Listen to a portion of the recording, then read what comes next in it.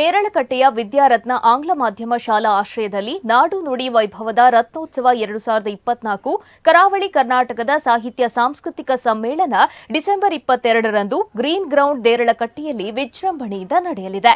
ಬೆಳಗ್ಗೆ 9 ರಿಂದ ಸಾಂಸ್ಕೃತಿಕ ದಿಬ್ಬಣ, ವಿದ್ಯಾರ್ಥಿಗಳ ಜೊತೆಗೆ ಸಮ್ಮೇಳನಾಧ್ಯಕ್ಷರ ಭವ್ಯ ಮೆರವಣಿಗೆ ನಡೆಯಲಿದ್ದು, ಬಳಿಕ ಗಣ್ಯರಿಂದ ರತ್ನೋತ್ಸವ ಉದ್ಘಾಟನೆಗೊಳ್ಳಲಿದೆ. ತದನಂತರ ಜಾನಪದ ನಲಿಕೆ, ದಫ್ ಪ್ರದರ್ಶನ ನಡೆಯಲಿದ್ದು 11 ಗಂಟೆಯಿಂದ ವಿಚಾರಗೋಷ್ಠಿ ಆಯೋಜನೆಗೊಂಡಿದೆ. 12:30 ರಿಂದ ರಾಜ್ಯ ಪ್ರಶಸ್ತಿ ವಿದ್ಯಾರತ್ನ ಶಾಲಾ ವಿದ್ಯಾರ್ಥಿಗಳಿಂದ ಜಾನಪದ ಕುಣಿತ ಮತ್ತು ಸಾಂಸ್ಕೃತಿಕ ವೈವಿಧ್ಯ, ಭರತನಾಟ್ಯ ಒಳಗೊಂಡ ಸಾಂಸ್ಕೃತಿಕ ರಂಜನೆ ಸಂಭ್ರಮಿಸಲಿದೆ. ಮಧ್ಯಾಹ್ನ 2 ಗಂಟೆಯಿಂದ ಬಹುಭಾಷಾ ಕವಿಗೋಷ್ಠಿ ನಡೆದು 3:30 ರಿಂದ ವಿದ್ಯಾರ್ಥಿಗಳಿಂದ ಕೃಷ್ಣಲೀಲೆ, ಸುದರ್ಶನ ವಿಜಯ ಯಕ್ಷಗಾನ ಪ್ರದರ್ಶನಗೊಳ್ಳಲಿದೆ.